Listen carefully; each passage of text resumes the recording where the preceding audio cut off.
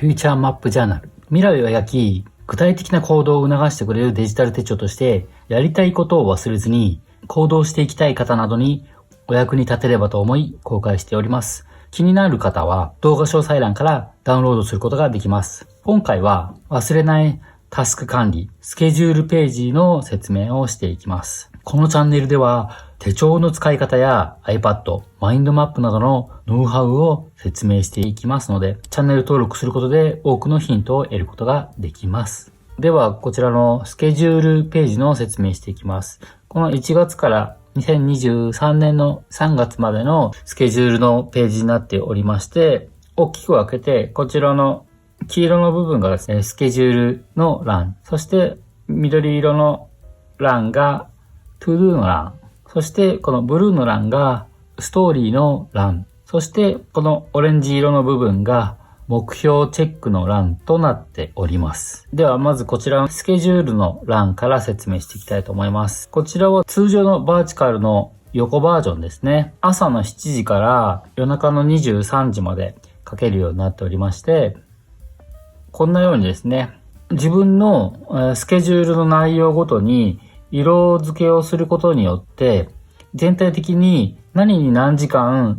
を割いているかっていうのが一目でわかるようにすることができます。で、私はこの色の分類は、青は活動、黄色は雑務、そして緑は色、ピンクは飲酒、で、オレンジはお客訪問とかですね、営業の時間、お客さんと直で接している時間にしております。簡単に言うと、売上につながる時間が多ければ多いほど売上上がります。一目で見ることができます。で、あとですね、こちらのね、バッテンになっているところはチェック欄になっております。私は、この上の三角の部分を運動にしておりますので、朝の運動をしたらチェックを入れると。こういう感じでチェックを入れてっております。1日のうちに4箇所ね、チェックができるんで、どこの場所が何のチェックなのかっていうのを決めてもらって、塗りつぶすことで1ヶ月経った後、ここを集計していただければ、実施状況の回数チェックが簡単に行うことができます。で、あとですね、こちらの空欄の部分なんですけど、あえて空欄にしています。自由に書けるようになっておりまして、例えば、こちら、誰かの誕生日だったりとか、出張者が来るとか、自分がすることではないけれども、アラームとしてわかるようにしときたいことを書けるようにしています。ここはね、結構書いてあると目立つので、忘れなくていいと思います。次にこちらの To Do の欄なんですけれども、仕事っていくらでもできますけれども、その日当日やるべきことをこちらの方に書き込んで、To Do リストを書く場所にしてあります。これ今はね、わかりやすいように大きく書いてますけど、実際はもっと細かく書いております。で、実際やるときにはこういうふうに拡大して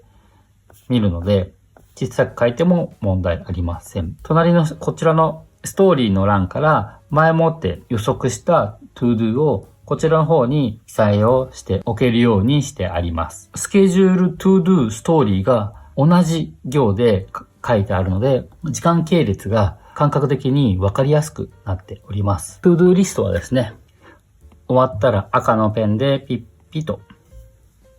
消してもらって、達成感を感じて小さな成功体験を積み重ねることができます。次にこちらのストーリーの欄なんですけれども、これが忘れない仕事の管理方法で、こちらの手帳のメインとも言えるストーリータスク管理方法です。プロジェクトの内容を記載できるようになっておりまして、プロジェクトの出来事と出来事を線でつなぐことによって、プロジェクトの過去の状況と未来の状況が分かりやすくすることができます。今後起きるべき内容を書き出していきます。そして、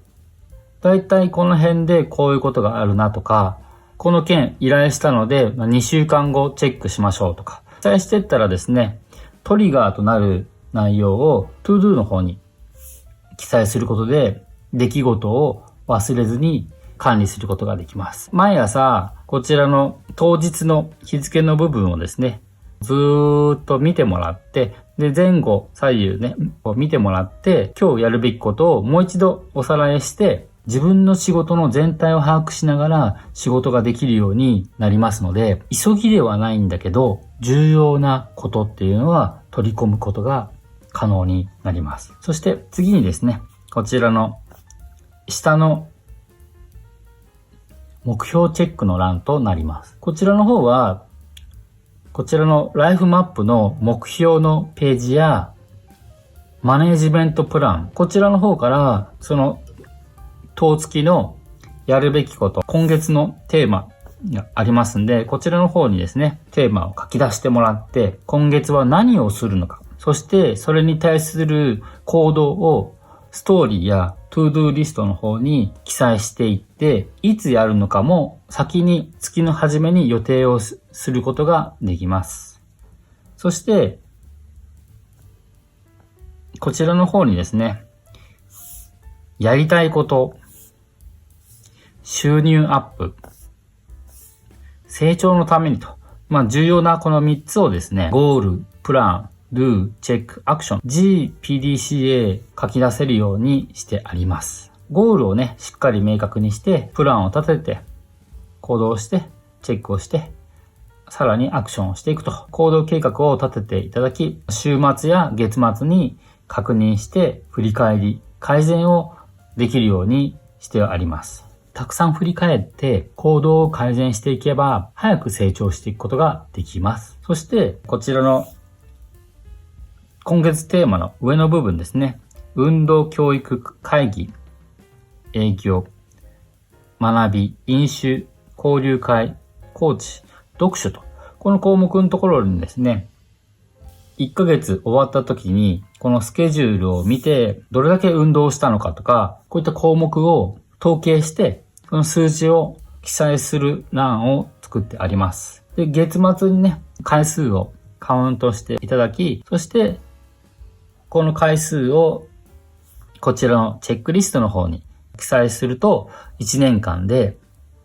自分の目標がどうなっているのかっていうのが見えてくるようになります。そして、あとですね、ちょっとしたメモ、